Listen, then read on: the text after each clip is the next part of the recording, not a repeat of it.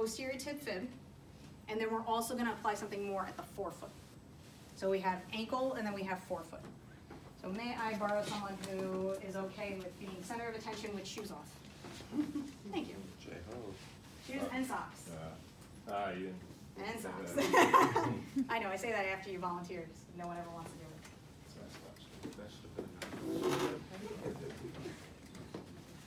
So yes, you have to touch people's dirty feet.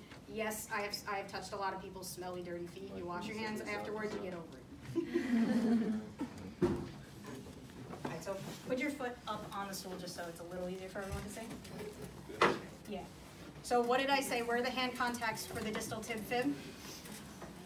Side to side, same thing as the knee. Now where I am right now, if I'm having him do a step up, he's probably gonna knee me in the face, so I don't wanna be there. If I was doing single leg stance, it doesn't matter. But if he's doing a step up, I wanna be here, okay? And it's just a lift. I'm not cramming them together. What has to happen biomechanically at this ankle if he goes into dorsiflexion? The talus goes posterior, right? So if I compress the heck out of that mortise, is the talus gonna have anywhere to go? No, and it's gonna appear way more dysfunctional and possibly more painful for the patient. So it's a lift, it's not a solid compression. I don't wanna prevent that talus from gliding, I'm just giving a lift. So you okay to do a step up? Yeah. Okay, so I'm lifting here, I'm squeezing, my elbows are tucked in. They're not as far down as they could be because it's the ankle and I can't get them any further. Okay, go ahead, stand up. Just like that. Okay, the knee, when we did the knee, step down for a second. You had to move with your patient. So my force, where I'm locking my arms, is like this. But I can move back and forth. I can move side to side. I don't want to prevent his give. I want to see if this helps his give. So I'm not locking his knee into this position. I need to move with him. So come on up. I move with him. His knee moves forward, I move my arms forward. His knee moves back, I move my arms back. If his knee ducks in, I know immediately this didn't help his give. Okay, so you have to make sure that you move with your patient. Same with the hip, same with the pelvis. When we get into lumbar, when someone bends forward, they have to shift their weight back. And if you don't allow for it, they're gonna get, since they're falling forward, you're gonna get a odd movement dysfunction. Now, if I wanna look at forefoot stabilization, I'm hooking under the navicular. Did you guys go over this in MS2, the biomechanical correction for the ankle yet? All right, so this is gonna be very similar. That I'm hooking under the arch a little bit. I'm not really jamming him up into the elevation as much, but I'm encouraging a lift a little bit more than I would with other corrections. Here, it's really just that lift and light compression.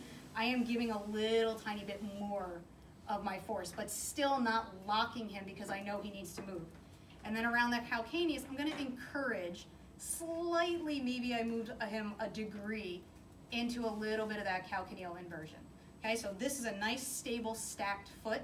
With the heel of my hand, I'm putting a little tiny bit of pressure, not a lot, but a little bit of pressure on the ball of the big toe, because I'm encouraging it to stay down. If he goes into supination, I'm going to allow it, but I'm just giving an encouragement for how that foot should go. The forefoot should stay down, the arch should lift, and I'm just giving him that encouragement, and come on up. Okay. And I would note if there's any improvements or either the deviation goes away, pain goes away, smoothness improves, maybe he can move more through the range, his balance is better at the end, whatever his dysfunction was. Okay, so arching under, giving it a little bit of an encouragement to lift the arch, to plant that front toe, calcaneal inversion ever so slightly, and he moves through the motion. And I'm not holding you there. I can feel with my fingers if he's trying to collapse. And then I'm here on either side, compression and slight lift. Okay?